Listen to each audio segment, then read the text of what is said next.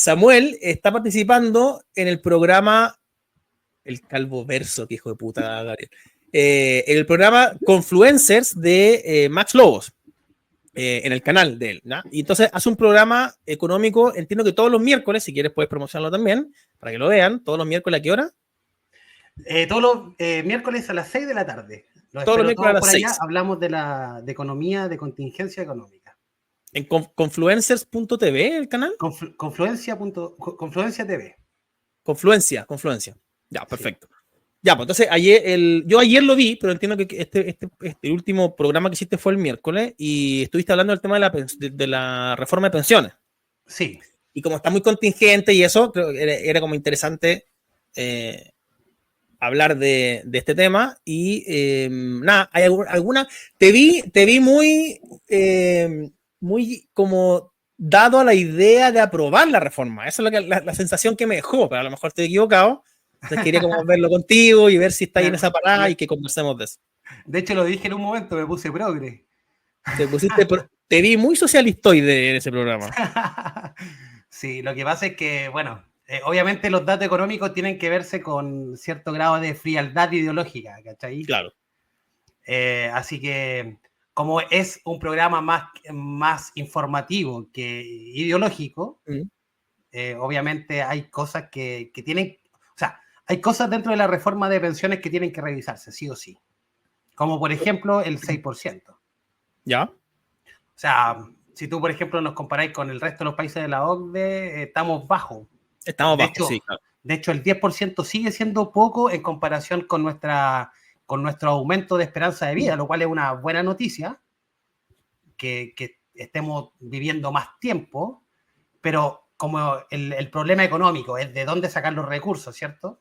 Para satisfacer necesidades, las necesidades aumentan cuando la gente vive por más tiempo. Entonces, oye, pero tú estás de acuerdo conmigo en que el 6% lo paga el trabajador, ¿cierto? El 6% es a cuenta del empleador, pero la lógica que hay detrás de esto es la que tú señalas siempre, el hecho de que el empleador lo carga a precio. Por lo tanto, de cualquier forma, esto lo termina pagando el cliente final, digamos. O no, porque, por ejemplo, una pyme no necesariamente puede traspasarlo a costo. O sea, lo va a traspasar a costo siempre, o va a despedir, me refiero al usuario final.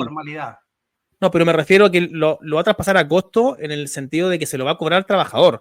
No necesariamente se lo puede por ejemplo, una cafetería no necesariamente puede traspasar ese porcentaje al expreso. Porque si lo traspasa al expreso y el producto se hace muy caro, no lo va a poder vender. No lo van a comprar, claro. Exacto. Entonces, al final dice, ya, ¿sabéis qué pico? Se lo descuento al trabajador. En definitiva, eso va a depender de la elasticidad precio de la demanda que tenga el producto. Exactamente. ¿Cuán elástico sea esa demanda? Ahora, cuéntame, ¿qué cosas de esta reforma tú crees que son positivas? Bueno, yo creo que hay que subir el porcentaje, pero creo que el problema es más de fondo. Porque, o sea, no sé si viste un comentario que te escribí el otro día que decía de que las AFP no están estafando. Sí, claro, lo vi. Yo creo que una parte importante del problema son las AFP. Ya, pero ¿por qué hay que no está estafando? Porque están invirtiendo nuestra plata en bonos del Estado. Ya. O sea, un 27% de toda la plata que tienen la AFP invertida, las tienen para financiar gasto público en Chile. Sí. Pero eso no es un... Ok, pero quiero entender cuál es la lógica detrás de que las AFP nos están estafando, porque la AFP lo que hace es hacer lo que el Estado le diga. La AFP no puede negarse. La AFP en el fondo es un mercado regulado. Pero la AFP es un ente autónomo que tiene que tomar las decisiones de dónde invierte nuestro dinero a mercado. No, la AFP no es un ente autónomo. Hay todo un consejo que es el que viene con qué criterios y cuáles son las leyes con las cuales ellos pueden operar. Pero solo los porcentajes. Por tú te dicen, tú tienes que tener un cierto porcentaje invertido en el mercado nacional, un cierto porcentaje en el mercado internacional, un cierto porcentaje en renta fija, un cierto porcentaje en renta variable, pero en definitiva la decisión de dónde se invierte nuestra plata, y de hecho es por lo que le pagamos una comisión, para que ellos tomen la mejor decisión posible respecto de dónde invierten nuestra plata.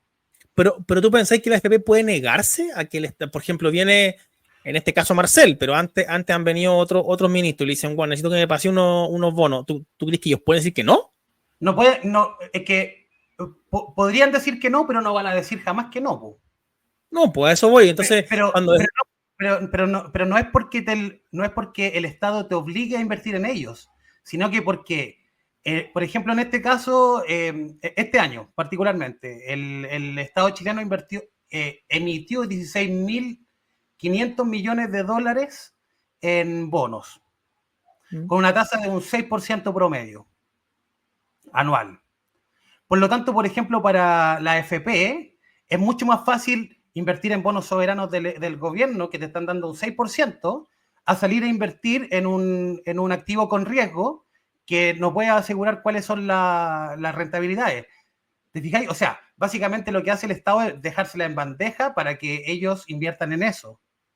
No, pero claro, pero lo que yo no estoy tan de acuerdo es como con la percepción de que es la AFP la que nos estafa. O sea, en el fondo la AFP, primero, no están ganando nada con eso. Se están ganando, po. ¿Por qué están ganando? Tenéis que tener en cuenta de que si que tú vienes e inviertes en un instrumento de renta fija como un bono soberano, no tuviste que hacer prácticamente ningún trabajo para conseguirlo. Sí. No es como que, o sea, tú no sé si tú habías invertido alguna vez en la bolsa o has hecho trading. O sea, cuando tú haces trading, por ejemplo, tenés que estar metido porque las acciones pueden subir, pueden bajar, tenés que poner un o sea, tú decís que ahorran costos. Ahorra todos sus costos prácticamente de operación. Ya, ok, podría tener cierto ahorro en ese. Ok, está bien. Podría tener cierto ahorro en términos operativos, pero es marginal respecto de la cantidad de utilidades que tiene. O sea, en el fondo, cuando tú decís la FP nos están estafando, es como que no sé, se están haciendo millonarios porque le están pasando un porcentaje al Estado. Pero es que se están haciendo millonarios por eso. Por eso. O sea, no, realmente no por eso. Claro, o sea, a eso voy, que es marginal respecto del negocio que implica administrar los fondos. Pero entonces que esa mayor rentabilidad que están teniendo la traduzcan a, no sé, a menores costos de comisión, por ejemplo. Pero hay distintos costos de comisión. Van de hecho, tú me lo mandaste, creo, la otra vez, que era como de 0,4 a 1 algo así. Ahora, sí, 0,5 a 1,5. Yo lo que diría respecto de eso es que tenéis razón, pero para eso lo ideal sería ponerlas a competir. Es decir, bajar las barreras de entrada, sacar esta cuestión del encaje, no sé, cosas así, bajar la barrera de entrada y que vengan 20 guanes más y ahí inevitablemente van a bajar. Ahora, va a haber AFP que quieran ofrecer igualmente un mejor servicio y a lo mejor eso es más caro y van a cobrar más y el que quiera se va a ir a esa. Sí, el tema es que hoy en día la capacidad que tenemos de elegir está demasiado acotada y para elegir cómo se invierte en nuestro fondo está aún más acotada.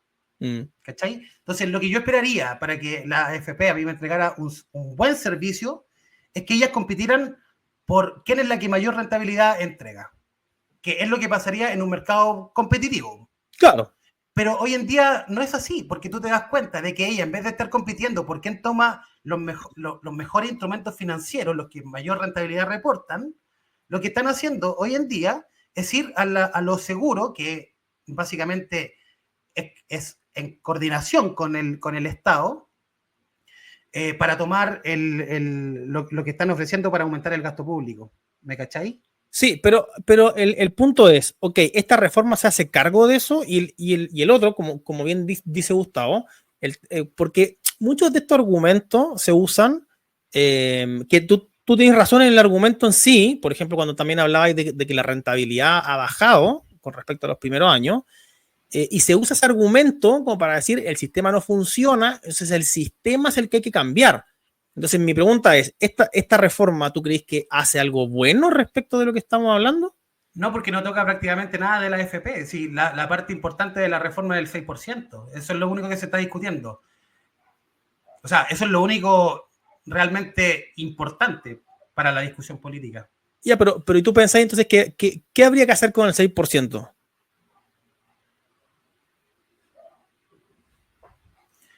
Mira, de partida tiene que ir a capitalización individual. Okay. Absolutamente. Pero el gran problema que tenemos es justamente el que te digo, porque ese 6%, un 40%, perdón, un 27% de ese 6% adicional se va a ir a financiar gasto público. Ahora, si tú te fijas, eso se transforma al final en una bola de nieve. ¿Por qué?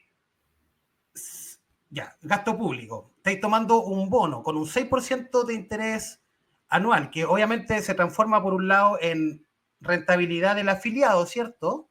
Pero por otro lado te está aumentando la inflación, ¿cachai? Sí, claro. Y más encima, cuando el Estado emite un bono, ¿cierto? Va pagando los intereses del bono y después cuando tiene que pagar el capital del bono, lo va a hacer inevitablemente, lo tiene que hacer con impuestos futuros. Ya, pero eso en sí mismo no tiene que ver con esta reforma ni con las AFP. Para mí eso es un tema del Estado. El Estado necesita plata porque gasta más de lo que tiene y busca cómo hacerlo y está esa plata. Y de hecho, para mí es un argumento contra cualquier cosa que implique que el Estado pueda meter la mano en administrar algo de la plata. Porque en cualquier momento se la van a chorear. Chorear, porque esto es lo que mucha gente no entiende. Chorear no significa, aunque podría ser, que alguien agarre la plata y se la meta al bolsillo, sino que chorearse la plata significa, por ejemplo, como hicieron en Argentina, que alguna parte se la echaron al bolsillo y otra era, vamos a subsidiar, weón, todo. Entonces en Argentina subsidiaron desde el transporte público hasta el gas, o sea, la luz, todo, con esa plata. Y compraron votos, en el fondo. O sea, lo que tú hacías, decirle a la gente, te voy a mejorar tu calidad de vida con tu plata, y en el fondo estoy comprando tu voto. Pero el punto es que esta reforma en particular empeora esa situación. O sea, si ya el Estado nos está metiendo la mano, como tú decís, con el tema de los bonos, el hecho de que puedan administrar y que jueguen ahí con los porcentajes es peor. Y de hecho, la ministra ayer reconoció y dio una entrevista y dijo, bueno, esto es solo el puntapié inicial, porque esto después lo vamos a tener que ir reajustando. Yo invertiría parte de ese porcentaje en un seguro. A ¿En un mercado. seguro cómo? En un seguro que, por ejemplo, te siga cotizando cuando tú tienes alguna laguna. Ya. Es un seguro personal, te ayuda a ti porque vaya a seguir capitalizando tu cuenta individual, ¿cierto? Y al final eso va a aumentar la densidad de cotización cuando te jubiles. Pero ¿cómo así para que eso no se transforme en que una persona que está trabajando formalmente, que se esfuerce todo, esté subsidiando de alguna manera a una persona que está todo el tiempo entrando y saliendo? No, pues estáis contratando, sí, pero lo que pasa es que las primas de los seguros también dependen de eso. Con la lógica del seguro, el más riesgoso debería pagar más. Ese es el tema. El problema es que aquí estamos hablando de descontarle a todos por igual. O sea, la persona que es responsable, que trabaja todo el tiempo y eso, no tiene ninguna diferencia con la persona, porque dicen seguro. La lógica del seguro es que el más riesgoso paga más y el que es menos riesgoso paga menos. Bueno, en este caso no, están diciendo descontarle a todos por igual. Igual que esta compensación a las mujeres. ¿Por qué le van a descontar al huevón que trabaja horas extra para tener más ingresos y financiar a alguien que a lo mejor por voluntad propia se quedó en su casa? No, absolutamente. Pues yo no estoy de acuerdo con eso para nada. Ya, ok. O sea, independiente. Lo que pasa es que yo voy incluso un poco más allá. Si al final preocuparse por la vejez es algo muy individual de cada persona. Claro. O sea, el hecho de que estemos obligados a cotizar y todo, yo creo que igual ha servido como una ayuda porque muchas personas no ahorran, o sea, no ahorrarían. Y el problema se trasladaría al futuro, ¿cierto? Y no va a faltar el gobierno populista que tome ese asunto y lo quiera resolver con gasto público. Entonces, en definitiva, el sistema en sí, como está planteado, está bien. Es un sistema de capitalización individual. El tema es que, por ejemplo, la AFP en este minuto tienen ese problema que te digo, porque están financiando una parte importante del gasto público. Ya, yo te voy a dar mi visión y mi opinión. Para mí, esta conversación es totalmente estéril y estúpida en un país con un 40% de las personas fuera del mercado laboral y con sueldos bajos. O sea, es decir, las personas se están quejando porque tienen pensiones de, no sé, 300 lucas, lo cual lo encuentro poca plata para poder vivir, pero ganaban 400, pues. Entonces, la magia no existe si tú no te podés jubilar con más plata de la que ganabas. Es que no hay cómo. Entonces, todas las medidas que deberíamos estar tomando están fuera de la. O sea, lo único que se debería reformar para mí, además de subir la cotización, es la edad de jubilación. La edad de jubilación tiene que subir para todos. Dinamarca ya tiene proyectado los próximos 100 años. En cuanto a que creo que cada 5 años sube un año o algo así. Y van a llegar a los 70 y tantos años trabajando. Dinamarca, pues, bueno, nadie va a decir que es un país neoliberal. Bueno, entonces, pero mientras tengamos el 40% de las personas entre informalidad y desempleo fuera del mercado laboral, es estúpido estar hablando de subir la cotización. De hecho, subir la cotización va a hacer que más gente salga del mercado laboral. Claro. Entonces, no se está atacando ninguno de los problemas de fondo, que es imposible financiar 35 años de jubilación. No se puede. La jubilación debería ser 15 años. O sea, si tú vivís 85 años promedio, tienes que jubilar a los 70. Y es que no se puede, porque hoy trabajaste 40, no sé, 35 años y tenés que financiar 35 años de jubilación. Es que, ¿cómo? O sea, si estás aportando un 10, 15% de tu sueldo, o sea, es que no se puede. Sí, no se puede. Es que por eso te digo, aquí, mira, este tema me gusta, o sea, yo lo veo en dos dimensiones. Está por un lado el output, ¿cierto? Que es la pensión o la jubilación que va a recibir, y está el input. Entonces, la discusión, por ejemplo, del 6% está dentro del input, ¿cachai? O sea, tenemos que tomar en cuenta de que el input es bajo. ¿Por qué? Porque aumentó la esperanza de vida, por lo tanto, ahora la gente vive más tiempo, por lo tanto, con la misma plata que antes le alcanzaba para financiar a lo mejor 10 años de vida luego de la jubilación, ahora tiene que financiar 20. Por lo tanto, tenía un problema de input, ¿cachai? Digamos, para las pensiones que vienen de aquí a 20 años más, o en 40, para los que están entrando recién al mercado laboral. Y tenía el problema del output, que siempre van a haber personas que no van a haber cotizado o que van a haber trabajado toda su vida en la informalidad o gran parte o con muchas lagunas, qué sé yo, etcétera, ¿cachai? Entonces, al final de cuentas, lo que busca esta reforma es solamente mejorar el input en el corto plazo. Porque si tú te fijas, esta reforma no tiene ningún porcentaje para las personas que estén jubiladas ahora. Por lo tanto, lo que se está discutiendo es un problema de input. Pero también tenemos el problema del output, que es lo que señalas tú, que la misma plata no va a ser capaz de financiar 20 o 25 años de jubilación. Por lo tanto, justamente una de las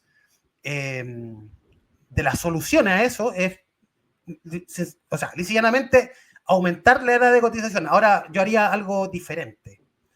Yo plantearía un incentivo para que la gente que cumple, por ejemplo, el hombre que cumple 65 años, sigan trabajando. Ahora, ¿qué incentivo podría ser ese? Que las personas que sigan trabajando paguen,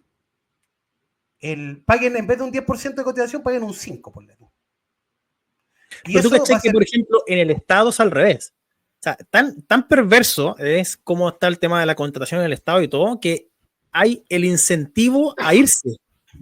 Claro. Existe el incentivo a la jubilación, porque ningún weón se quiere jubilar, ningún weón quiere soltar la teta, entonces hay que pagarles más, pero para que se vayan, no para que se queden trabajando. Exacto. O sea, lo que pasa es que la gente del Estado vive en una realidad paralela que yo no la entiendo. ¿Sí? Bueno, pero entonces tú no estás de acuerdo con esta reforma.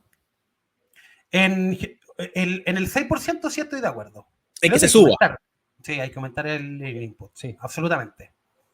Ya. Ahora, que eso se vaya a capitalización individual o un porcentaje que se vaya a un seguro que cubra un seguro, y eso fue lo de delante.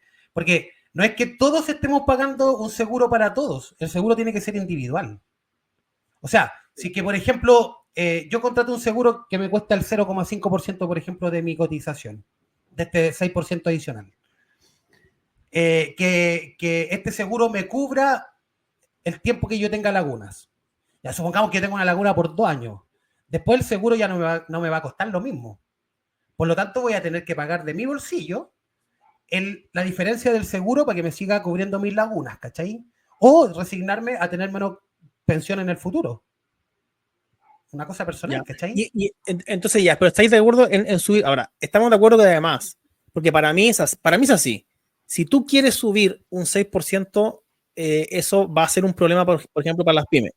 Sí. Si o sea, para el mercado laboral completo. Completo. Si tu objetivo es mejorar las condiciones de los trabajadores, baja algún impuesto. Pero no puede ser que no estés bajando nada y solamente le estés agregando más carga a la empresa. O sea, ya le metiste 40 horas, le metiste la subida del sueldo mínimo a un monto que se te paró la raja. Y ahora esto, entonces, eso va a generar más desempleo y menos gente cotizando. Entonces, claro, va a incentivar la informalidad, va a hacer que se genere desempleo. Sí, es malo. Ya, y del 5%, del 0,5% que fue tan polémico, ¿qué pensáis? No, o sea, eso no se puede ir a reparto. Es que nada de esto se puede ir a reparto, ni siquiera un peso. Ya, pero están hablando de esta compensación entre hombres y mujeres. Sí que existe esa diferencia, de hecho existe, hoy día se está siendo suplida por la PGU. Que siga así. O sea, que no hay de otra. Poner una PGU más alta para mujeres, ¿eso? Que la PGU en el caso de las mujeres alcance que son las que menos trabajan y las que mayor tasa de densidad de cotización tienen. Es un tema súper complejo. Pues. Lo que pasa es que aquí tú alcanzáis algo que se llama el óptimo paretiano. No es posible mejorarle a alguien sin empeorar la vida de otro. Exacto. Tiene una complejidad tremenda. Mira, si tú me lo pregunté como por sentido común, creo que la mujer por su rol intrínseco que tiene, de cuidadora y todo, debiera de alguna forma ayudarse. Ahora, que esa forma, y ahí es donde está la discusión, pues, ¿cuál es la forma? O sea, a mercado, con un sistema de reparto que lo financiamos todos. Es difícil. Es que es un tema complejo, pues. Porque pienso en mi mamá, por ejemplo, pienso en mi abuela, que no cotizaron y reciben la PGU.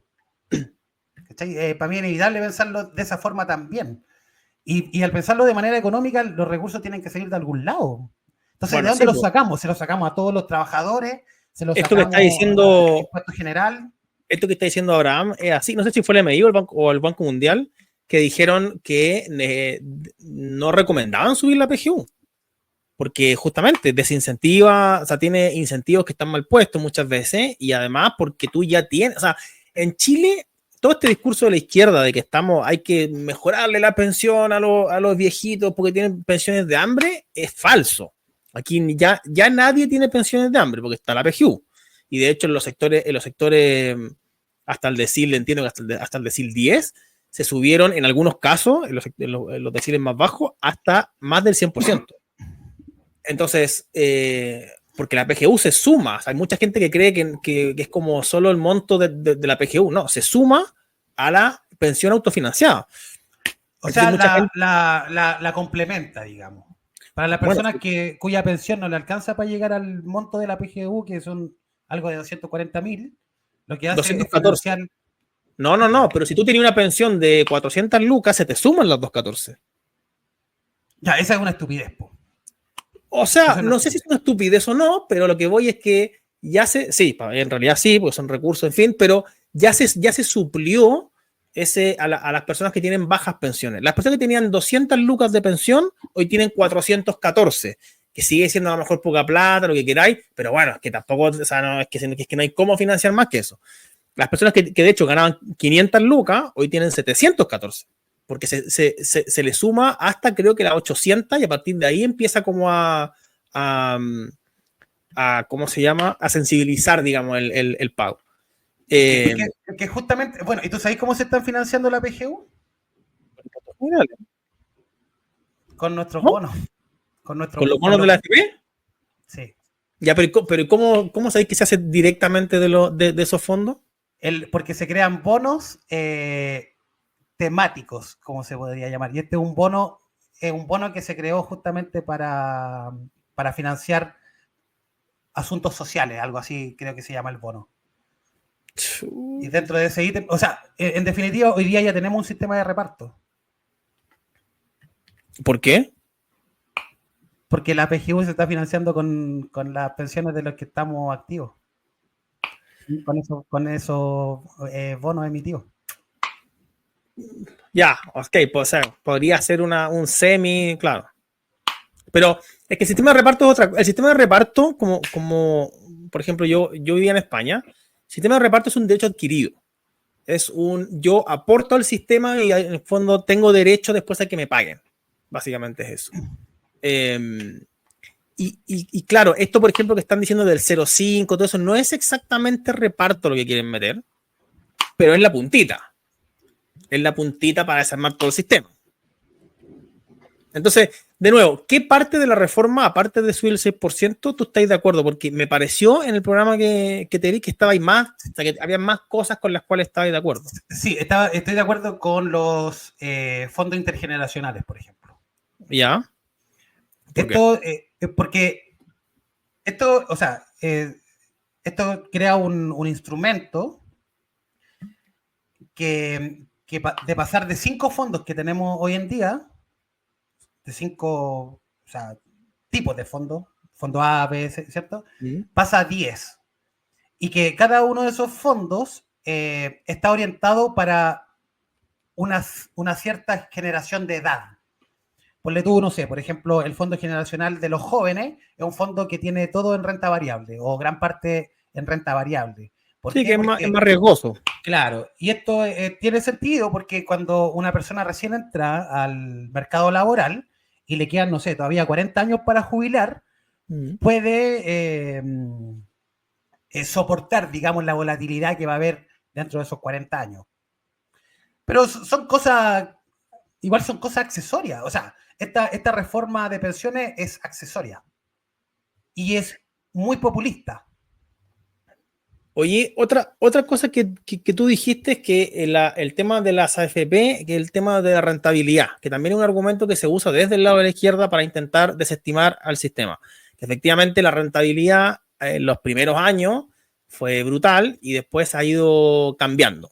Y en función de eso, mucha gente, por ejemplo, te empieza a decir cosas como, por ejemplo, que hay que traspasar las pérdidas a la AFP, cosas como esas. ¿Qué opináis de eso?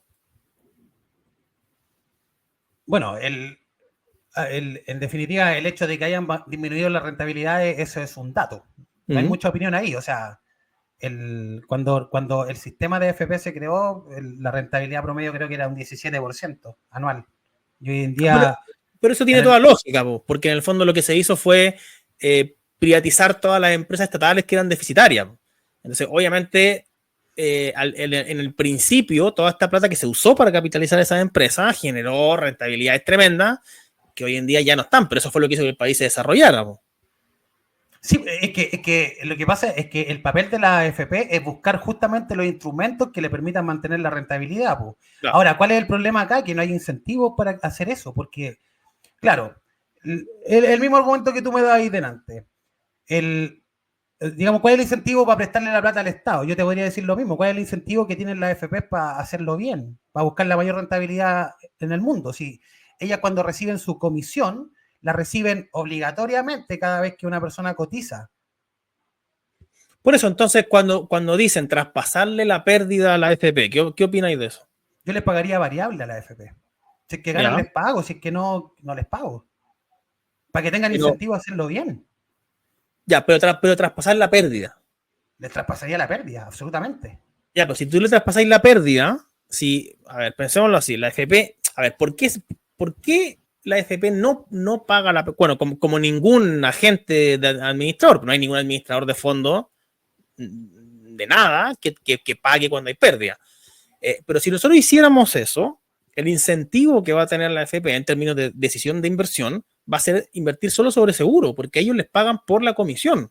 Por lo tanto, si nosotros le traspasamos las pérdidas, yo me decía, bueno, ya pico, entonces solo invierto sobre seguro, va a bajar la rentabilidad para el pico, porque cuanto más seguro, menor rentabilidad, y ellos van a seguir cobrando lo mismo. Entonces, no tiene sentido. Por eso es que no se les cobra a ellos cuando hay baja, para que ellos no tengan el incentivo perverso de decir, bueno, entonces solo invierto sobre seguro. Pero tienen el otro incentivo, invertir solamente sobre seguro. Por eso, pues, si invierten solo sobre seguro, la rentabilidad va a caer. No, pues pero ya lo están haciendo. Porque no tienen incentivo a buscar mayor rentabilidad en el mercado. Okay. Porque como se les paga una comisión que se les paga al principio, cada vez que, obligatoriamente, y cada vez que una persona cotiza, ¿cuál es el incentivo que tienen ellos a hacerlo bien? A buscar los mejores instrumentos. Bueno, en principio igual tienen que competir con otras 6 AFP, que es poco, todo lo que queráis, pero hay cierta competencia. Ahora, si nosotros le traspasamos la pérdida, va a ser aún peor. Menos incentivo va a tener, pues. No, pues tiene el incentivo que tiene cualquier empresa en el mercado. A no perder su plata, a no perder su capital. No es suya la plata. Si cuando ellos transan en el mercado no es suya. Por eso que tiene que ser, que es un pequeño porcentaje. Por eso que tiene que ser variable. Para que ellos también pierdan en caso de que nosotros perdamos. Porque si no, ¿dónde está el incentivo para que ellos ganen? Por eso te digo, es raro porque... Por eso te digo que esto es un tema muy complicado, porque si tú le pones un incentivo, por ejemplo, la rentabilidad, claro, pasa lo que dices tú. Pero si no se lo ponen, pasa lo que digo yo. Pero por eso que yo creo que esto va por el otro lado, va por el lado de la competencia. O sea, yo sacaría el encaje, porque es una barrera de entrada para pequeñas empresas que quieran, por ejemplo, por poner una FP, y no sé, generar beneficios tributarios, no sé, generar las condiciones, por ejemplo, invariabilidad tributaria por X cantidad de años, lo que sea, para que vengan 20 AFP más. 50, 1000, pueden venir 1000.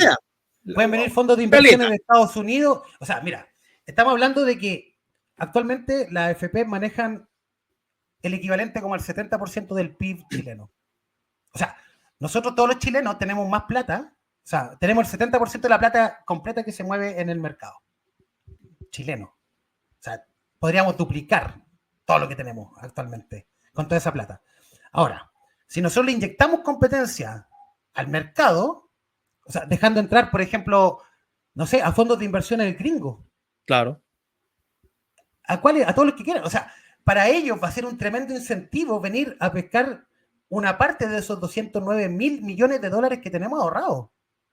O sea, cualquier fondo de riesgo a nivel mundial estaría más que feliz de manejar esa plata y la manejaría mucho mejor que una empresa que no tiene el incentivo, porque no tienen competencia más que la que ellos tienen, y si tú te das cuenta, salvo la variabilidad que existe en el cobro de comisiones de un punto más o menos aproximado, las rentabilidades son casi las mismas. De hecho, los instrumentos en los que invierten son prácticamente los mismos. Claro. Pero coincidimos entonces que sería mejor aumentar la competitividad que ponerle más restricciones, en el fondo. Absolutamente. Ya. ¿Y qué opináis? Pero a mí se me ocurren ideas más locas todavía. Ya, a ver.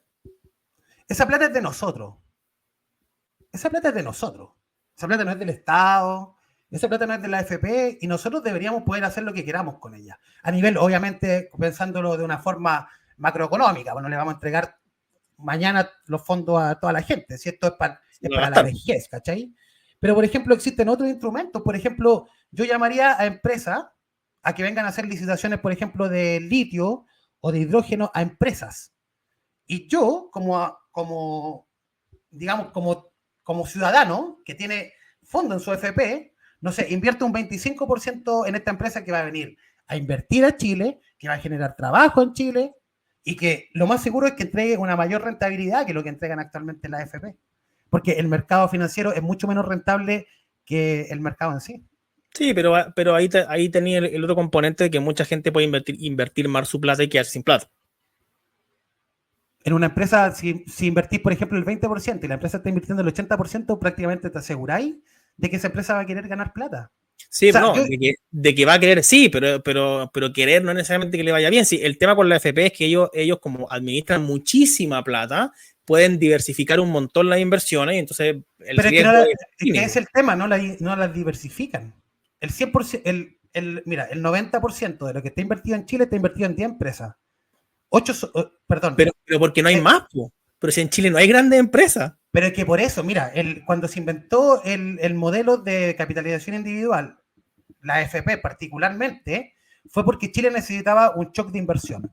La mejor forma de hacer ese shock de inversión fue crear el IPSA, ¿cierto? Estas empresas que estaban y que empezaron a vender acciones a partir de los 80 y que nuestra misma plata fuera a capitalizar esas empresas para generar progreso y desarrollo económico en Chile. O sea, aparte de las pensiones, una de las ideas que hubo detrás de la AFP fue justamente el que esa plata se fuera a inversión.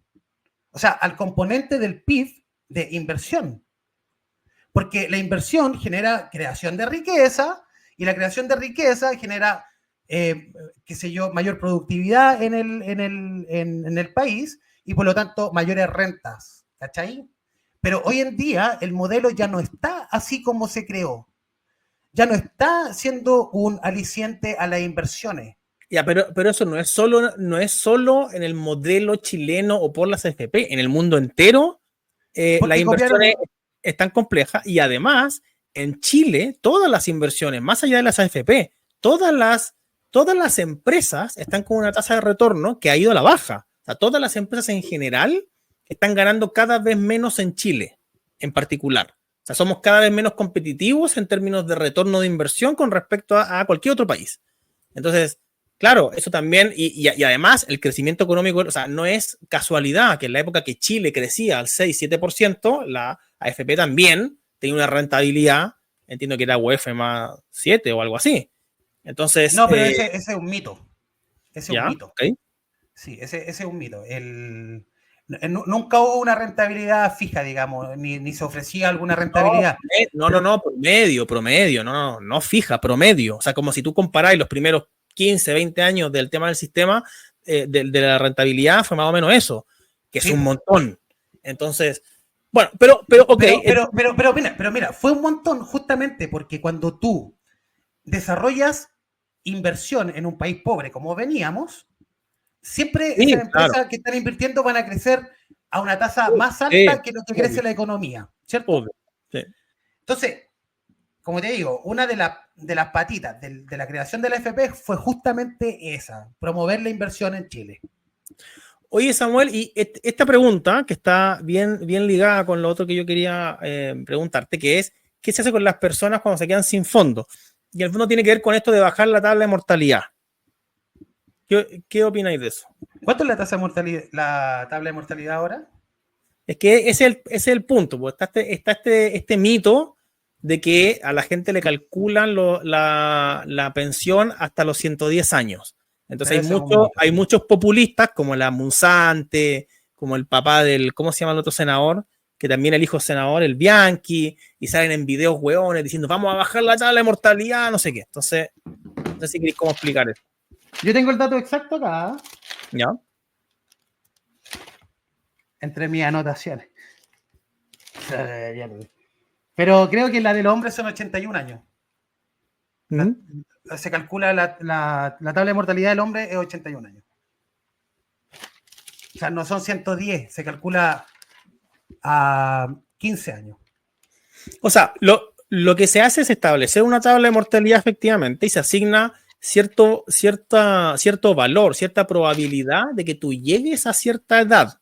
Entonces, por ejemplo, efectivamente llega hasta los 110 años, pero el valor que se le asigna a los 110 años es como de 0,02.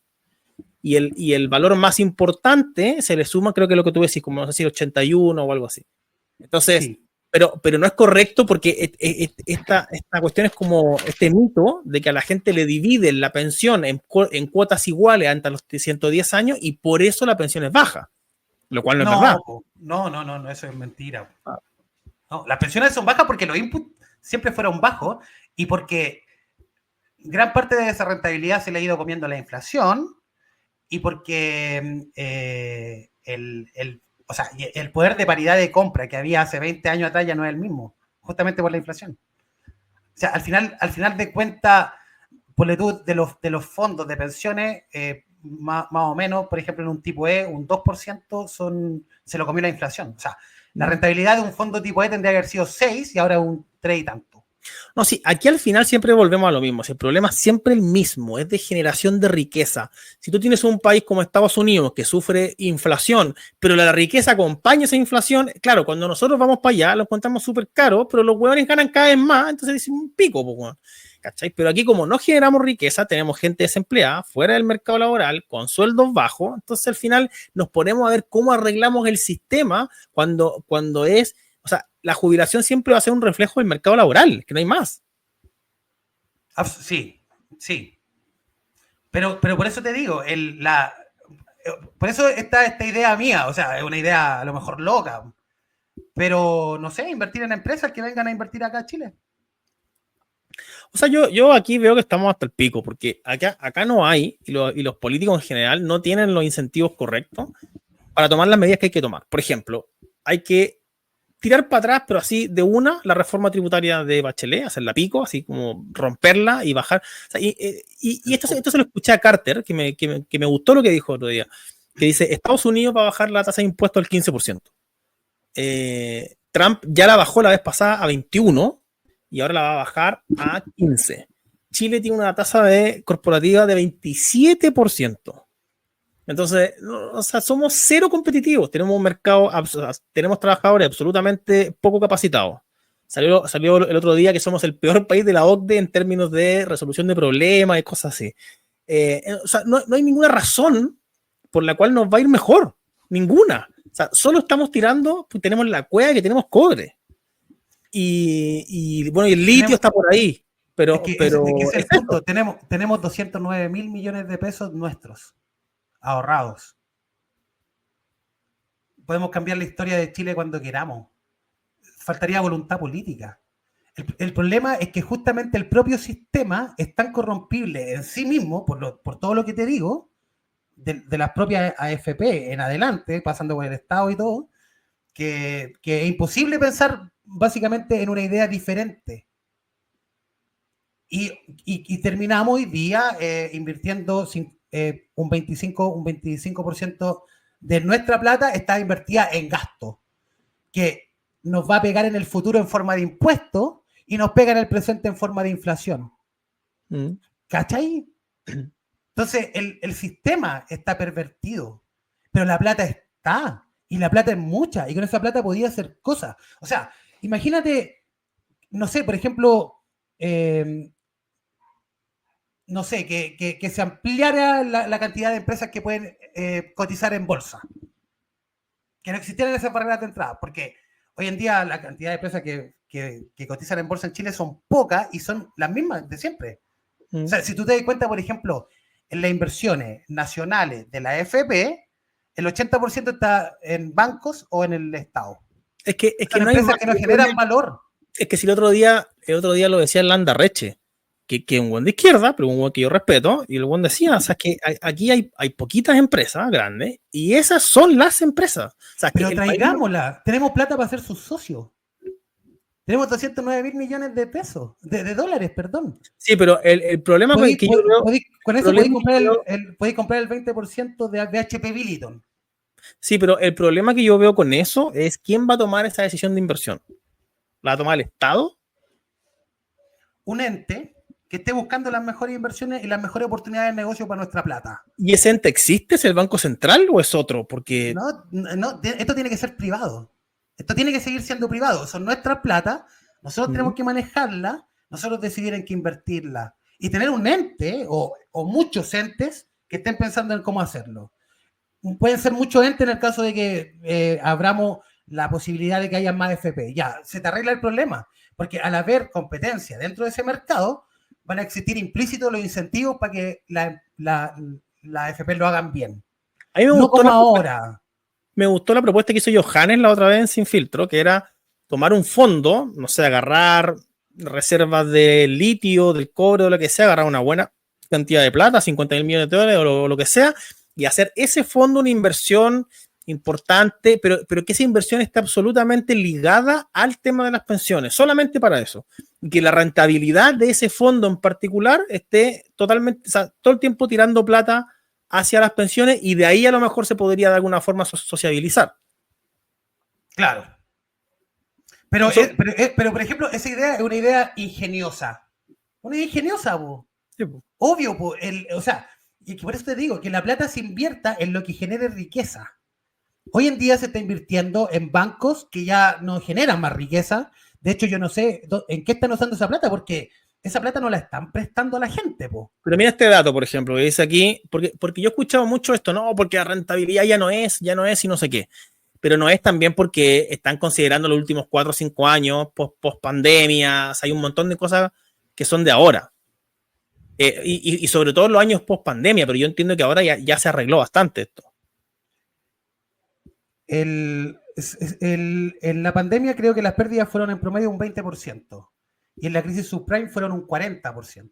Sí, pero la crisis subprime en el 2008, en el 2009 recuperaron toda la plata. Sí, pues, porque se recupera después por el ciclo económico. Pues. Exacto, pero, claro. Sí, pues. Pero es que por eso, invertirla en gasto público no es así, pues. No, claro. No, esa plata no se recupera. Esa plata tenemos que pagarla nosotros mismos más adelante, con impuestos y con inflación. ¿Me cacháis? Por eso que te digo que no tienen los incentivos bien puestos. La AFP no tiene los incentivos bien puestos. No, por eso que en ese sentido son una estafa. La han metido, pero está bien, pero lo que pasa es que cuando decimos que es una estafa, siento que de alguna forma le estamos echando la culpa a la AFP, y yo le echaría la culpa al revés, yo le echaría la culpa al Estado, que es lo mismo que pasa con el tema de la ISAPRE, que todo el mundo le echa la culpa a la ISAPRE cuando es un mercado absolutamente regulado y es un condoro de los políticos que no le dijeron a la ISAPRE qué podían y no podían cobrar, y la ISAPRE tiene que seguir funcionando. Exacto. No, y con la ISAPRE pasa más encima la integración vertical, ¿cachai? Que las propias ISAPRE son las dueñas de los prestadores, entonces por ahí obviamente hay... Por eso, de nuevo, hay tantas barreras de entrada para hacer una empresa en Chile que generáis exactamente eso, generáis concentración. Si, oye, cuando suben el sueldo mínimo, cuando hacen leyes hueonas, cuando bajan las 40 horas, para los grandes empresarios es mejor, porque a ellos les da lo mismo. Es el pequeño pequeño y mediano que nunca se va a desarrollar y nunca le va a poder competir a ese hueón grande. Exacto.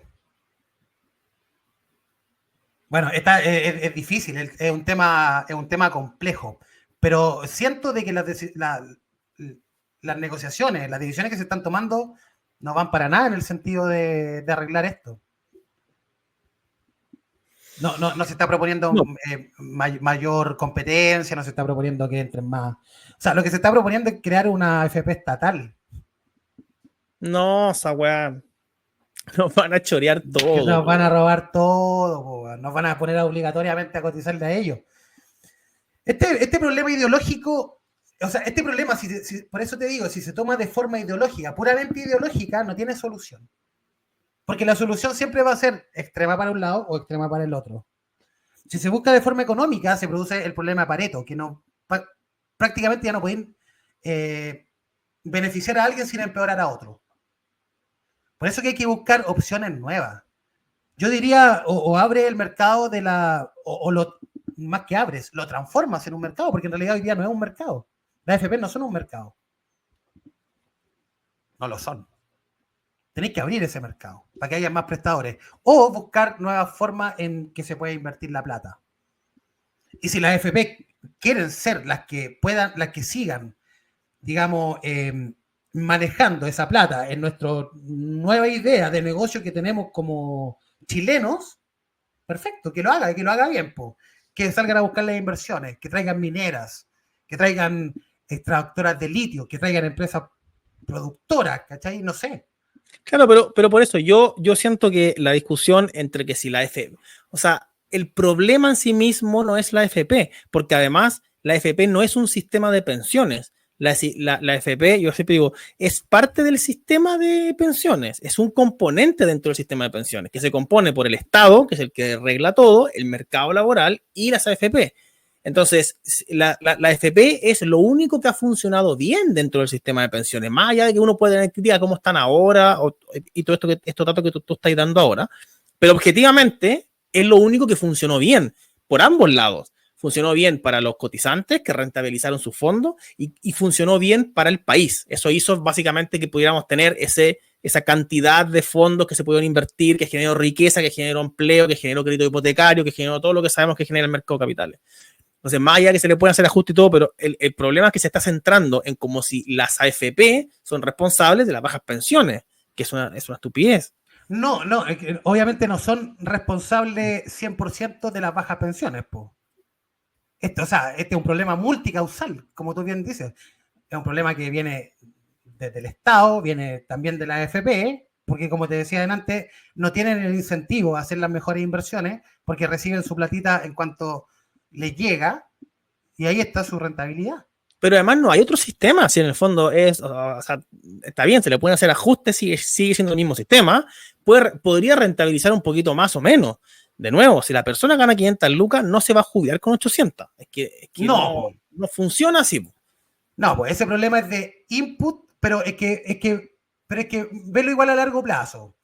Si la rentabilidad promedio aumenta 1 punto anualmente, eso significa como 80 puntos en 20 años más. No, o sea, sí.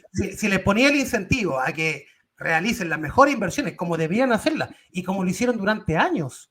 O sea, durante años la rentabilidad de la AFP fueron espectaculares. Pero también porque tenían todo lo otro, por lo que tú mismo dijiste. Sí. No es lo mismo generar rentabilidad al 8% siendo un país pobre que siendo un país ya con cierto nivel de desarrollo. Sí, pero hay economías emergentes. Por ejemplo, no sé, puedes invertir fácilmente en Argentina, por ejemplo. Ahora, ya, pero si el trabajo de ellos es buscar los mejores instrumentos. No, está bien. Si yo no digo que no. Lo que digo es el problema gordo que tenemos con las pensiones, evidentemente, no es un tema. Yo entiendo la crítica a la decisión de inversiones o el incentivo y todo eso, y entiendo que eso se puede mejorar. El problema de las pensiones sigue arrastrando hace 15 años o más. Entonces, lo otro que me pasa es que la gente se la agarra con la institución de la AFP y no entiende que no hay otro modelo. O sea, es o capitalización individual o reparto. Y dicen, no, es que los sistemas mixtos. No. Los sistemas mixtos. Los países europeos están arrancando del sistema de reparto y le han incorporado capitalización individual. Por eso tiene un sistema mixto. No es que lo crearon así. Se están arrancando de esto porque no funciona. Sí. No, si el problema es cabrón, po. O sea, yo creo que lo primero que se tiene que hacer es aumentar las cotizaciones.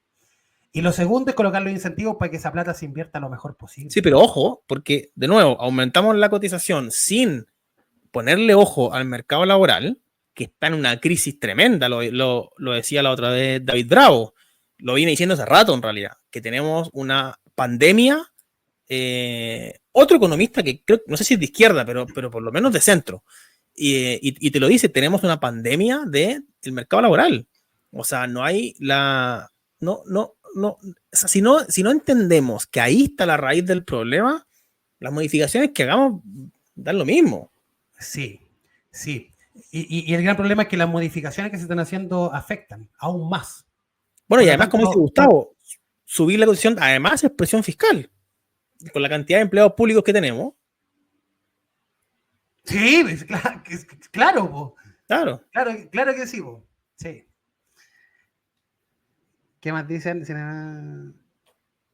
Dice, matemáticamente subir las cotizaciones, no necesariamente el empleador deberá cambiar el presupuesto de contratación. Lo que pasa es que, por ejemplo, lo que se busca ahora, creo que al principio eran como hacerlo en 6 años. Y tengo entendido que aumentó a 12. O sea, que se va a hacer de como de 0,5. Por lo tanto, ahí el shock no es tan fuerte en el mercado laboral. No sé, eso sería como para atenuar un poco. ¿El qué, perdón? El impacto del 6% en el mercado laboral. O sea, ponle tú, si tú mañana le empezás a cobrar el 6% más a la empresa por cada trabajador, ¿cierto? Por efectos de cotización, te queda la cagada. Te queda la cagada porque ese 6% se va directamente a costo. Sí. A todas las empresas. Por lo tanto, en la cadena de suministro completa, el es un 6 para la empresa grande que produce, un 6 para la empresa que distribuye, para la empresa de transporte. Entonces, te queda la cagada. Pero ese efecto se puede atenuar si es por ejemplo, en 12 años, que sube un 6%. Y es como lo que se propone, que no sea todo al tiro, que tampoco sean claro, 6 años, sean 12. Al final yo siento que es como una muletilla de los políticos esa, que es como, no, pero tranquilo, lo hacemos con gradualidad. Hacemos una mierda, pero es con gradualidad. Lo mismo pasó con la reforma Bachelet. No, si los impuestos van a subir, pero con gradualidad, no se preocupen. Y una weá mal hecha con gradualidad sigue siendo una weá mal hecha. Y además que nadie te dice que en los próximos años no va a empeorar aún más la economía. Entonces, sí, me parece que está bien, sería peor si lo hicieran de una, por supuesto, pero siento que es una muletilla de los políticos, así como, pero es con gradualidad. Entonces a las pymes no les va a afectar porque es con gradualidad. No, y además las grandes empresas generalmente hacen quinquenio hacia adelante, y si tú le decís que en 5 años más ya va a haber aumentado todo ese costo, lo van a traspasar al tiro, no van a esperar año a año, o sea, lo van a hacer de una. Sí, sí.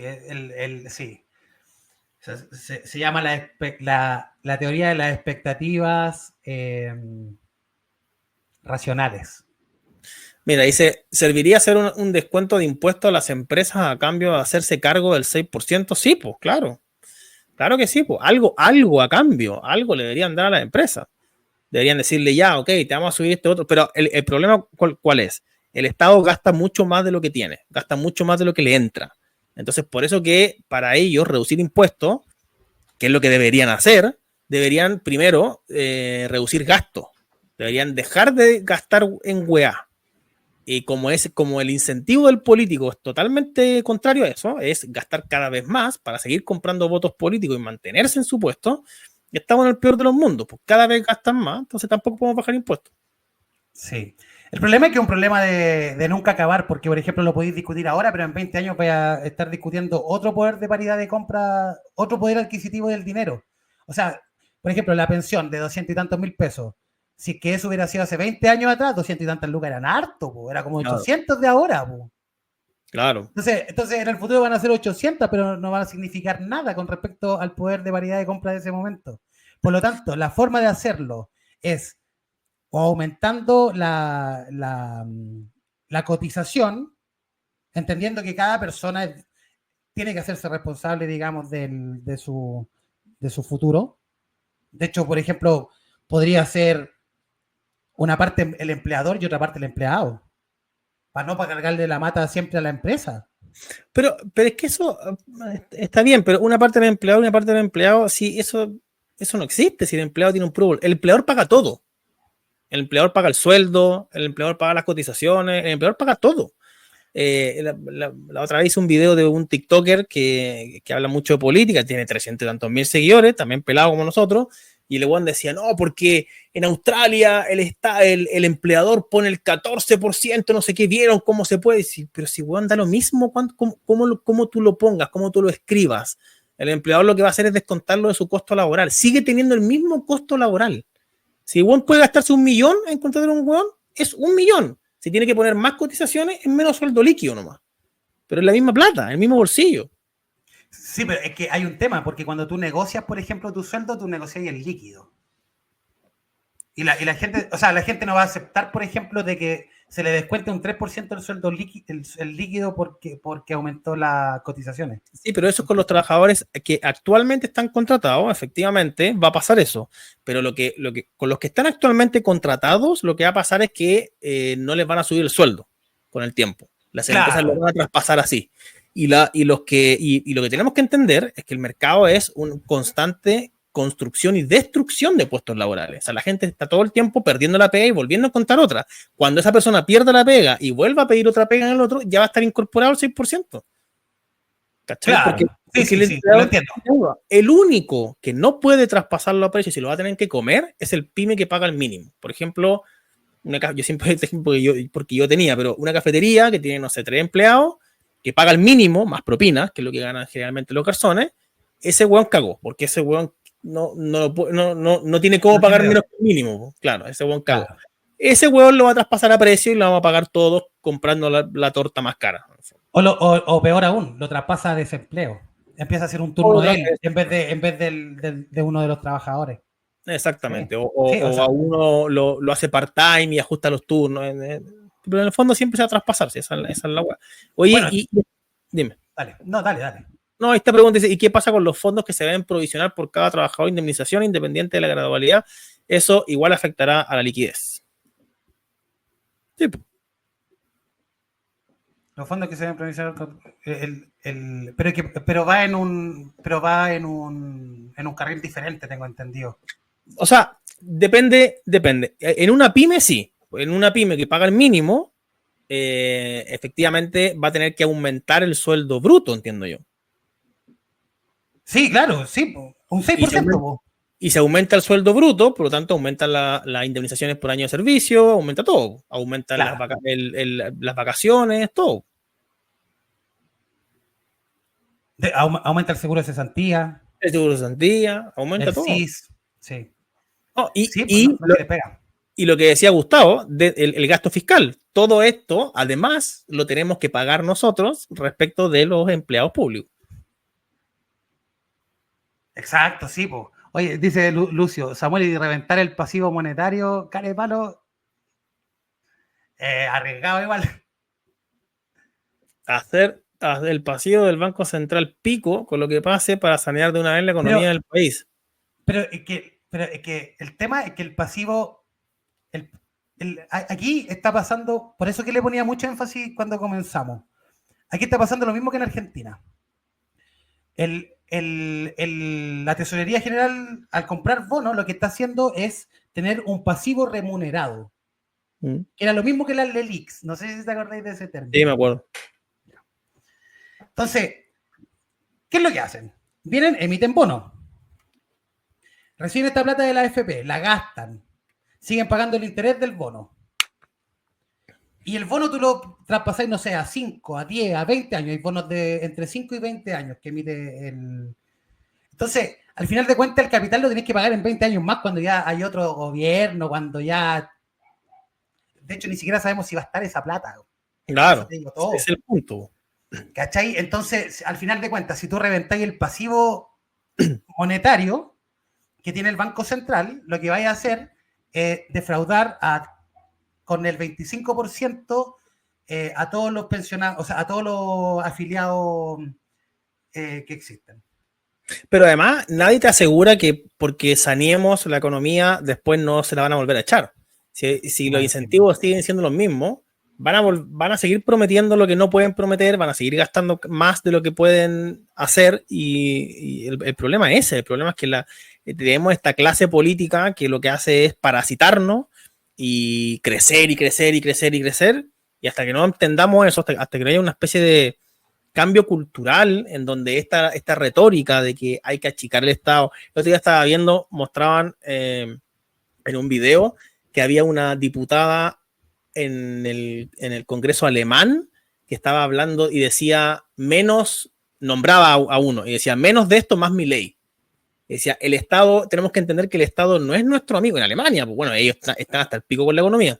Entonces sí. Decían, tenemos que achicar el Estado porque el Estado no es el amigo de las personas. Entonces, y un discurso libertario. Entonces, claro, hasta que no se genere eso y los políticos estén obligados a empezar a hacer esos cambios, a achicar el Estado y bajar impuestos y todo, estamos hasta el pico. Yo creo que el problema radica en eso. O sea, el problema raíz es ese. Porque en definitiva, si no tuviéramos, por ejemplo, los niveles de inflación que tenemos, el poder adquisitivo de la plata que se recibe de rentabilidad en el sistema, porque la tasa de reemplazo no es tan baja, es como de un 80%. Po. Escaleta, tasa de reemplazo, y por eso el problema no es el sistema, es el mercado laboral. Nosotros tenemos en términos y de hecho esto se mide, hay rankings, yo el otro día en el video lo mostré, hay rankings que se hace de los sistemas de pensiones del mundo y Chile está dentro de los 15 mejores sistemas de pensiones del mundo. O sea, compite con los sistemas en términos de tasa de reemplazo y estamos por sobre el promedio OCDE. Entonces, no es un problema de sistema, pero hasta que no sea un país que vuelve a generar riqueza, estamos cagados. No, estamos cagados. Dice que paguen el precio. Y que disminuya el gasto, y que el gasto no lo saque de nuestras pensiones. Ese es un robo, weón. Nos están robando descaradamente. Dice que pagan el precio los culiados eligieron zurdos por 30 años. Bueno, el socialismo no es gratis. No, pues no es Alemania está para el Loli o ya muy cerca. Están a punto de entrar en recesión, de hecho, en Alemania. Estos weones crearon un creo que se llama sistema de libre, no, social de mercado ambientalista, una wea así. No, sí, pues sí, Alemania estaba importando basura porque eso, como ya podían reciclar toda su basura, empezaban a reciclar la basura de los demás. Y el problema es que en Alemania se juntan dos weas, se juntan un pensamiento bastante progre y bastante traumado con el tema de los nazis. Entonces, por ejemplo, ellos tienen mucho problema con echar a los inmigrantes. Porque no quieren que los tilden de xenófobos, entonces tienen como ese trauma. Entonces tienen mucho problema con los musulmanes, porque los musulmanes se están instalando en mezquitas, en barrios completos en Alemania y tienen la zorra. Y además los alemanes no se adaptan. De hecho, Johannes Kaiser se hizo famoso, no sé si se acuerdan, porque tuvo en una de sus transmisiones, que era un youtuber como nosotros, ojo con eso, y el tipo dijo que estaba hablando de una situación que había pasado en Alemania. En una fiesta, en un pueblo, había habido como 1000 musulmanes que habían agarrado a unas niñas y las habían violinizado. Y la policía estaba escondiendo esto. No lo estaba haciendo público, lo estaba escondiendo por este trauma de no vaya a ser que dicen que los alemanes son xenófobos y no sé qué. Y entonces, a raíz de ese contexto, él dijo que no entendía cómo las mujeres votaban a ese tipo de diputados que hacían leyes pro migración, y ahí dijo esa frase que dijo, bueno, entonces uno se pregunta si el voto de las mujeres fue buena idea. Y lo dijo en ese contexto, y claro, ahí se pero sacado de contexto, bueno, a cagarse. Contexto completo, pero lo hicieron con neta. Lo que pasa es que, te digo una weá, las ideas libertarias están penetrando brígido. Y la izquierda está con miedo porque nosotros somos la contraparte directa de ellos, po. O sea, si tú te fijáis, lo que fue desde los años 90 hasta el 2010 más o menos, el eje derecha-izquierda era quien mantenía mejor nuestro modelo, po. En definitiva, no sé, por ejemplo, el Frey se hizo conocido por viajar mucho a firmar tratados de libre comercio, po. Y con los toppings, ¿está verdad? Claro, y con los toppings. Entonces, éramos una economía de libre mercado que se seguía manteniendo en un eje derecha-izquierda. Pero lo que pasó ahora en el país es una cosa diferente. O sea, lo que trajo este gobierno es socialismo, comunismo puro y duro, po. Al más estilo Cuba y Venezuela, ¿cachai? Entonces, yo siento de que en el caso de la derecha tradicional chilena, no sabe pelear con este enemigo. Porque cuando tuvo que haberse enfrentado a este enemigo, lo hizo Pinochet en vez de ellos. Y lo hizo por una dictadura, ¿cachai? Lo hizo además, con un golpe militar. Además, yo siento que a las representantes de derecha le falta mucho, no sé cómo decirlo, pero el mejor ejemplo que se me viene a la cabeza el otro día en Sin Filtro, cuando se agarraron una discusión entre Valeria Cárcamo y el profesor, no me acuerdo cómo se llama, este que le dicen el profesor que es de un programa de agricultura. A ver si el chat se acuerda. El profesor... Valeria Cárcamo es la desagradable, la guatona desagradable. Valeria Cárcamo es la Nakazone, que es absolutamente desagradable, y se agarró con el que le dicen el profe... Puta, se me fue el nombre, que es un buen joven, muy capo, es un doctor. Sí. No le dicen profesor, le dicen doctor. El profesor Acosta, que es un buen muy capo. Pero ¿qué pasa? En el debate se estaban agarrando y la Valeria Cárcamo le tira una pesadez, como ella, que ella es muy hábil para eso, lo hace muy bien.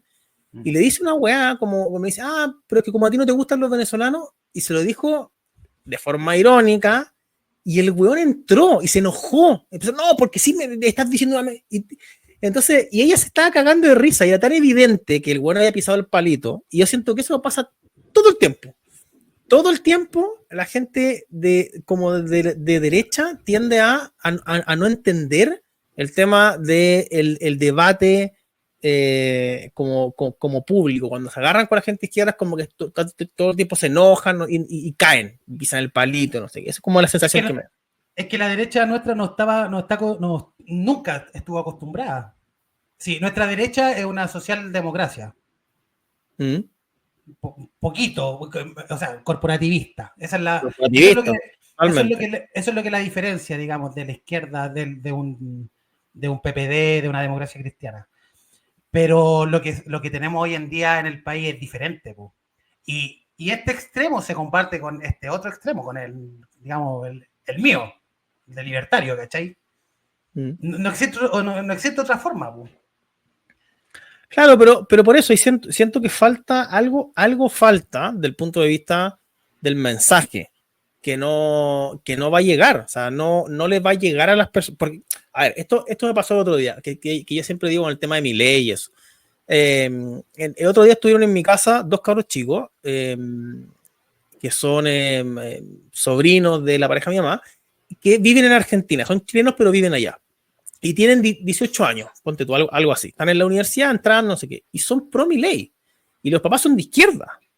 Entonces, me llamaba mucho la atención porque, claro, efectivamente, es lo cool. ¿Sí? Porque normalmente, cuando yo era chico, todos los pendejos éramos de izquierda.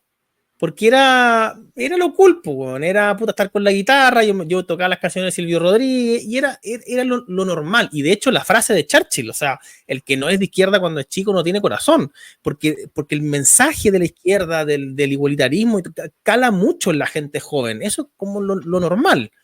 Y en Argentina se logró exactamente el efecto contrario, que los pendejos son libertarios. Yo creo que tengo... Lo que pasa es que lo que hizo diferente a Milei es que sin necesidad de utilizar populismo, conectó con la gente, pero porque conectó con sus verdaderas necesidades, ¿cachai?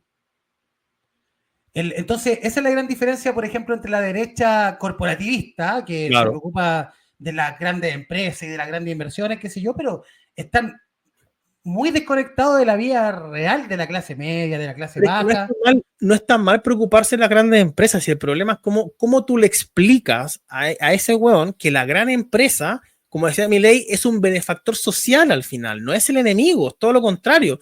Por ejemplo, en Argentina, aquí critican a Luxic, en Argentina critican a Galperín, que es el dueño de Mercado Libre. Y lo critican porque es multimillonario, no sé qué, pero weón, la cantidad de valor que ese weón ha generado es inconmensurable. Ese weón debe tener una estatua en el medio del Coliseo. Pero igual hay grandes diferencias. Por ejemplo, Galperín es una persona que todo lo ha hecho a mercado. Es como ¿cómo se llama el de Tesla? El dueño de Tesla. Elon Musk. Es como el Elon Musk de Argentina. No es lo mismo que Luxic. Luxic, su riqueza no la hizo en el mercado. No toda la hizo en el mercado. Pero no importa. Si ese no es. Pero es que sí importa, po. ¿Por qué? ¿Por qué te importa? Yo, que soy una persona que defiende el mercado y que cree que el mercado es la mejor forma de asignación de recursos porque premia al que lo hace bien en el mercado, satisfaciendo al prójimo con bienes de mejor calidad, mejor precio. Si ese buen es millonario y es monopolista de todos los productos del mundo, me importa una raja, no me importa. Pero si lo hicieron a costa del lobby, lo hicieron a costa de recibir dádivas de gobernante, al final te volví igual, es lo que Milei le llama a los empresarios, ¿cachai? Pero sí estoy de acuerdo, pero ¿por qué pensé que Luxic hace eso específicamente? ¿En qué empresa? ¿En dónde ha hecho eso? Puta, no tengo los casos particulares, pero él siempre ha estado vinculado con los gobiernos. Pero siempre está bien, es probable que haya tenido relaciones con gobierno y es probable que haya hecho cierto lobby. Es probable que Galperín también, y Elon Musk también lo ha hecho. Elon Musk, de hecho, recibe beneficios estatales por su empresa, por SpaceX y todo, un montón de plata, una torta de plata. A lo que voy es lo que genera después de vuelta. Sí, pues es que ese es el punto, porque Elon Musk está buscando la forma de ir a Marte. Pues, Bueno, yo no digo, porque además tampoco desconozco al detalle la historia de Luxig. Yo no digo que él en particular sea, digamos, ejemplo de nada. Lo que yo digo es que es gente que igual está generando algo. Luxig podría estar hace 20 años en una playa con tres morenas que le tiren viento y no hacen nada más. ¿Cachai? Y el buen sigue haciendo empresa. ¿Cachai? Entonces uno puede cuestionar alguna empresa o puede cuestionar alguna, como tú decís, de ¿Cuál fue la última empresa que hizo? No, es que pasa que Luxic hoy en día no crea empresas, pero tiene fondos de inversión. De hecho, los hijos son dueños de fondos de inversiones que invierten, por ejemplo, en startups. Sí, bueno, y por eso, ese lado está bien. ¿cómo? No está bien, está perfecto. No, claro, él tampoco es que había creado tantas empresas, ¿cachai? no, pero la plata la tienen invertida. O sea, a lo que voy es que esta fantasía de que el weón se levanta en la mañana, se toma un expreso y nada, estilo mariposa, en medio de su bóveda llena de oro, cuando la plata la tiene invertida. ¿Cachai? De hecho, el otro día decían que de los multimillonarios del mundo, cerca del 2% es patrimonio que tienen ellos, de su patrimonio total. Y el resto está todo invertido. Sí, por ese lado está bien y yo lo entiendo y lo comparto también. El tema es cómo hicieron su riqueza. Si le hicieron en el mercado o le hicieron con lobby. Entonces, yo creo que ese es una de las formas quizás de conectar. O esa fue una de las formas que tuvo Milei de conectar. Porque Milei creó un símbolo que se llama la casta, ¿cachai? Que son todas esas personas que o hacen negociados con el Estado, ¿cachai? O son los parásitos que trabajan para el Estado, o es el propio Estado, el propio poder, ¿cachai? Entonces, encerró una problemática que realmente existía en Argentina y que de hecho todavía existe, pero en pos del beneficio de la ciudadanía, ¿cachai? O sea, no sé. Él no se concentró solamente en pelear con la izquierda. También hay una derecha con la que hay que pelear, que es la derecha corporativista, ¿cachai? Esta derecha que se vende, que cuando es político se vende a los grandes grupos económicos, ¿cachai? Y que de hecho hemos conocido el casos de empresas financiando campañas políticas, ¿cachai? Ese es el gran problema, encuentro yo, con respecto a nuestra derecha. Y por eso que el discurso de derecha no cala, porque la derecha en los segmentos más pobres de la población está asociada con el empresario corrupto, ¿cachai? Con el winner, que intenta siempre sacar provecho de cualquier situación. Y de hecho es uno de los problemas del empresariado chileno, po. Yo he trabajado en empresas chilenas y he trabajado en empresas gringas. ¿Dónde creéis que es mejor trabajar? No, lógico, porque aparte los gringos tienen otra cultura del trabajo. Exacto, porque miran al trabajador como su socio, ¿cachai? Mm. Y de hecho, eso va a un tema también que habíamos hablado una vez, lo hablamos, que la derecha chilena es muy prejuiciosa, es muy clasista. Entonces no llega a los segmentos bajos, po. No llega. Entonces Milei rompió eso. Milei rompió eso, rompió como la separación que existía, o él se transformó en, digamos, en el. Ay, se me olvidó la palabra, es muy tarde ya en la noche. Pero él es el canalizador entre la población y el poder, ¿cachai? Y eso es lo que falta en Chile. Bueno, en Estados Unidos me gusta mucho el sistema de cómo los hueones, todo tiene que ver con su responsabilidad individual. Que los hueones a los 18 años son hueones grandes, independientes, se van de la casa y hacen su vida y ya chao con el papá y nunca más vuelven a su casa y ahí chao no. Sí. Y eso permea toda la sociedad. Bueno, eso es parte de la cultura, po. Nosotros, por ejemplo, acá, a ver, el empresariado también tiene una cultura. Y yo lo veo, por ejemplo, en mis proveedores, lo veo con las empresas con las que trabajo, ¿cachai? Por ejemplo, pasó una cuestión súper importante, que cuando se sacó antes existía un delito, una tipificación que se llamaba giro doloso de cheques. O sea que si tú le dabas un cheque, por ejemplo, a un proveedor y no se lo cumplía y no lo cubría y qué sé yo, vos te podías ir a la cárcel. Sí. Porque hacer trato entre privados es un contrato, ¿cachai? Y la forma del contrato era un cheque. Pero si no lo cumplías tenías que pagar. Hoy en día no pasa eso. Entonces... No, hoy tiene que haber una demanda. Tiene que haber una demanda y olvídate. O sea, no le cobráis nunca, po. No le cobráis nunca. No le cobráis nunca. Entonces, se perdió la cultura de, por ejemplo, hacer negocio de manera limpia. Yo te doy un ejemplo. Yo vivo en Talca. Aquí la distribuidora más grande, el supermercado más grande que es Talquino, que le gana a Walmart, le gana a Unimar, se hizo millonario cagándose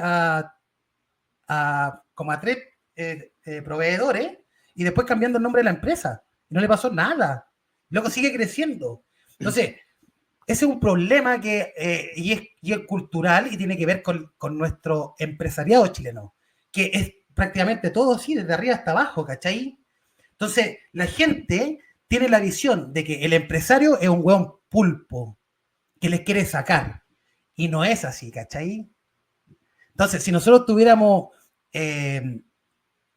a lo mejor una derecha menos corporativista y que se pusiera realmente del lado de las personas que trabajan en una empresa para un hueón que probablemente esté incumpliendo cosas, tendríamos más cercanía, como lo hace equivocadamente la izquierda. Lo hace equivocadamente porque sus métodos son pésimos, po. Sí, pero para mí, o sea, la derecha es corporativista igual que la izquierda, o sea, es una cuestión de... Es como funciona, o sea, las empresas, a ver, ¿cómo es esta frase que decía Milei?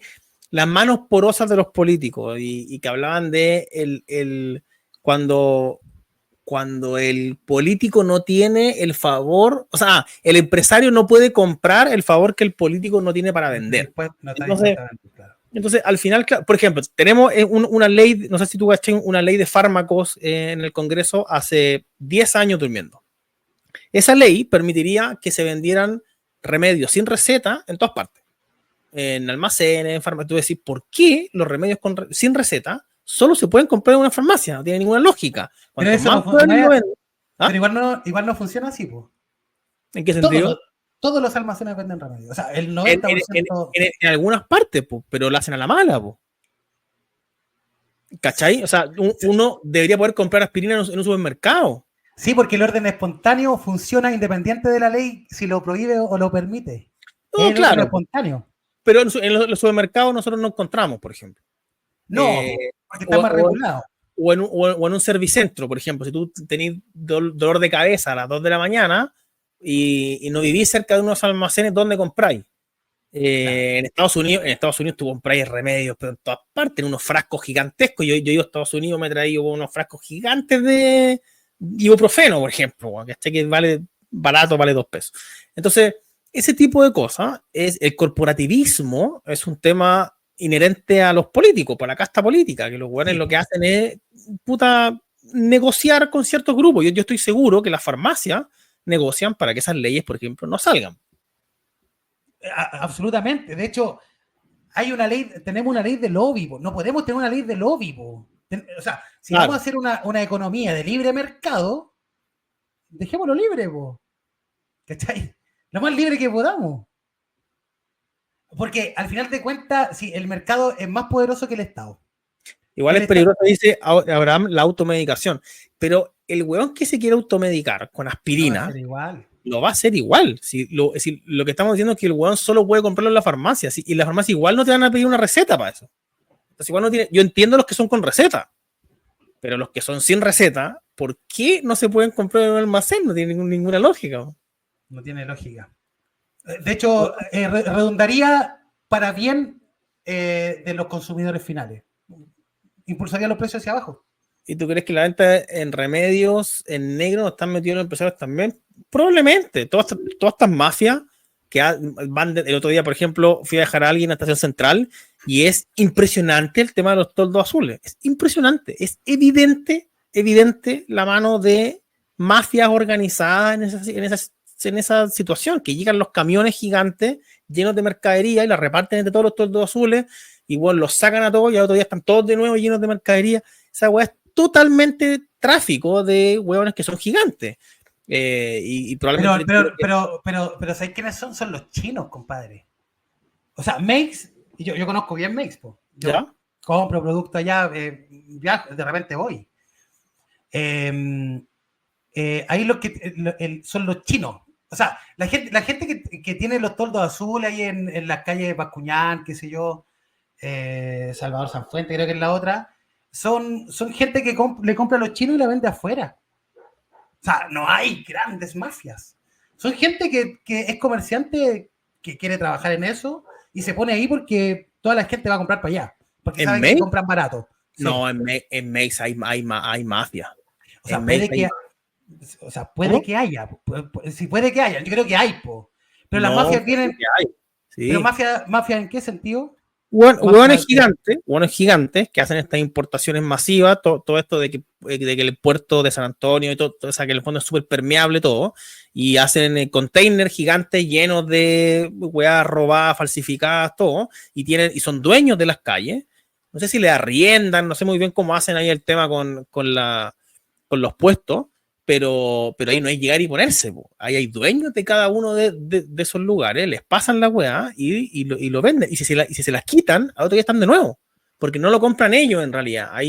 Habrá weones que sí, pero hay unas mafias grandes que están funcionando con ese tema de la weá falsificada, que son weones que en el fondo diversifican su negocio. Si el weón que hace trata de personas ya tiene la infraestructura armada para hacer tráfico de weá falsificada, porque son los mismos containers los que traen a las personas, pues.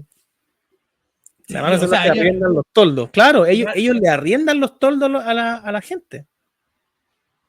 No lo sé, porque lo desconozco, pero yo he hablado con gente de allá y me dicen que no. Que ellos compran en la tienda que está ahí de los chinos y la venden afuera. Un poquito más caro. Sí, hay hueones, obviamente hay hueones que hacen eso, pero cuando yo el otro día que fui, dije, para mí esto es evidente que hay algo grande detrás. O sea, no es normal. De hecho, no es normal que Desbordes salga con los municipales, saquen a todos los hueones y a otro día están de nuevo. Mira, lo que hay detrás de esto son los chinos. Los chinos actualmente están importando sin aranceles. Y acá en Chile venden sin documentos. Y después vienen y pescan todo ese IVA y lo venden a empresas para pagar menos impuestos. Sí, claro. Esa es la mafia. Y todo lo que hay afuera, los toldos azules, es producto del derrame que se produce ahí, porque obviamente al ser tan bajo el costo para los chinos de importar, en términos de compra de nosotros, los productos nos parecen muy baratos. Por lo tanto, viene el del toldo azul, compra y lo vende afuera, para la gente se le hace más rápido, pasa, camina por la feria y compra y se lleva sus cosas. Pero yo por lo menos no he visto nada extraño aparte de lo que hacen los chinos. Ahora, lo que hacen los chinos es terrible, po. Porque los chinos no dan factura, no dan boleta, no dan nada a esos hueones. O sea, si hablamos de un daño para el Estado chileno respecto de lo que pasa en Mex, por ejemplo, el problema es de los chinos, no de la gente que está afuera. La gente que está afuera es gente que necesita trabajar, weón, porque no hay trabajo. Porque las empresas no reciben más gente y esa gente tiene que mantenerse. Porque aparte a esa gente le llegaron 2 millones de inmigrantes que le ocuparon sus lugares en los colegios, le ocuparon sus lugares en los trabajos, a muchos de ellos, ¿cachai? Y la única forma que tiene la gente de surgir y de salir adelante es comprarse un toldo, ahí mismo lo compran porque valen como 20 lucas, y por eso que el otro día no les duele gastar 20 lucas, porque se están ganando 100. Oye, aquí dice que los Chicago Boys intervinieron en la economía para garantizarle a las multinacionales la propiedad sobre el sector primario de la economía hispanoamericana. Ya es como una cuestión, como un disco rayado. Sí, yo diría que es más como una teoría de la conspiración. Claro, y además como esta cuestión que dicen de Venezuela, por ejemplo, que dicen, no, porque Estados Unidos que se quiere quedar con el petróleo de Venezuela y Venezuela tiene su autonomía y su petróleo y tienen que comprarle petróleo a Irán porque no son capaces de producir ni una weá. Entonces, por favor, los venezolanos deben estar, por favor, ven y quédate con mi petróleo, me importa una raja. O sea, por favor, ven a producir acá porque nosotros somos... Pero es lo que tendríamos que haber hecho nosotros con el litio. Claro. Hace 5 años atrás. Claro. Cuando el precio era 6 veces más alto que el que es ahora. Estaríamos forrados. Pero el problema son la gente que votamos, como te digo. Mira, eso mismo, por ejemplo, de los toldos. Enfocan el problema en eso, siendo que hay miles de problemas más graves, ¿cachai? O sea, yo no me enfocaría en eso. Sí, no, pero yo sí, yo creo que el tema de los toldos sí es un problema. O sea, y sobre todo para, por ejemplo, los locatarios que están detrás, es que prácticamente no se ven. Son chinos y no pagan impuestos. Los locatarios que están atrás, no, muchos son chilenos. Pero esto no es solo en Mex, hay de todo, hay tiendas de todo tipo, tiendas que venden desde artículos deportivos hasta un montón, tiendas históricas, de hecho, que tienen que aguantar que esté el toldo ahí al lado de ellos sin pagar nada. Y aunque fueran chinos, aunque fueran lo que sea, yo creo que es un problema que estén los hueones ahí. Aparte generan muchos problemas de incivilidad. Bueno, no se puede pasar. No podéis caminar. O sea, es que los hueones se tomaron la calle. Y a la gente que vive por ahí o tiene que trabajar por ahí y todo, es un problema. Es realmente complicación. Sí, es que, mira, al final de cuentas, igual es como todas las cosas, pues tiene varios puntos de vista donde se puede ver. Yo lo veo desde el punto de vista de que las personas necesitan trabajar. Si es que no encuentran trabajo porque las condiciones económicas no existen, la gente va a tender a emprender. Que es lo mismo que pasa cuando tú te metís, no sé, a estos grupitos, el grupo de ventas de tu villa, por ejemplo. Hay gente que está vendiendo, no está pagando impuestos, obviamente le está quitando clientes a la tienda establecida, pero necesita hacerlo, pues. Y lo hace porque le nace de manera espontánea. Por eso te digo, el mercado es súper difícil de parar. Va a ir igual. Sí, pero yo estoy de acuerdo. Es como cuando sacaron esta cuestión de la reforma de cumplimiento tributario y se enfocaban en los que están, en fin, que haya gente que se regularice. Y yo lo que haría sería bajar toda la regulación a la gente que ya está regulada, que tiene un montón de regulación. Claro, eso sería lo ideal, pues así incentiváis a la gente que no está regulada que se regule, porque es poca regulación en el fondo. Claro.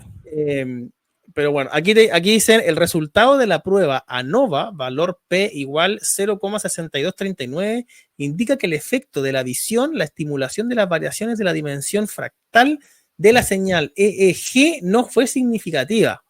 No caché una. Yo tampoco.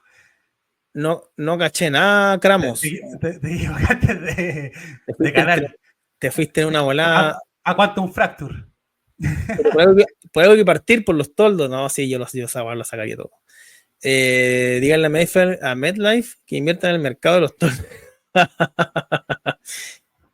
La democracia es el socialismo de los fletos. ¿Ahí eso lo dijo alguien? ¿Qué cosa? ¿Esa frase la dijo alguien?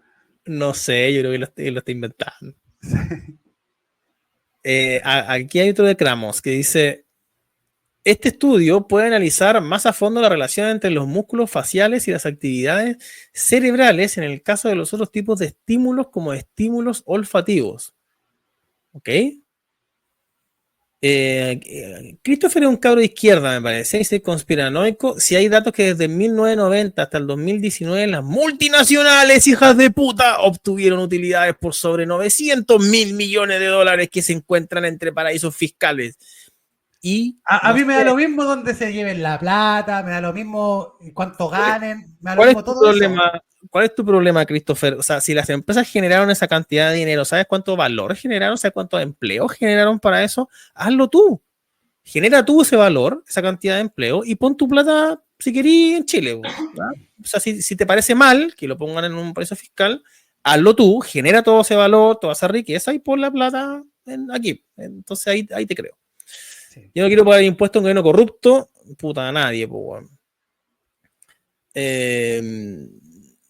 Bachelet destruye el gobierno. Yo me voy a regularizar cuando no me obliguen a meterle plata a las AFP porque invierte mejor esas larvas.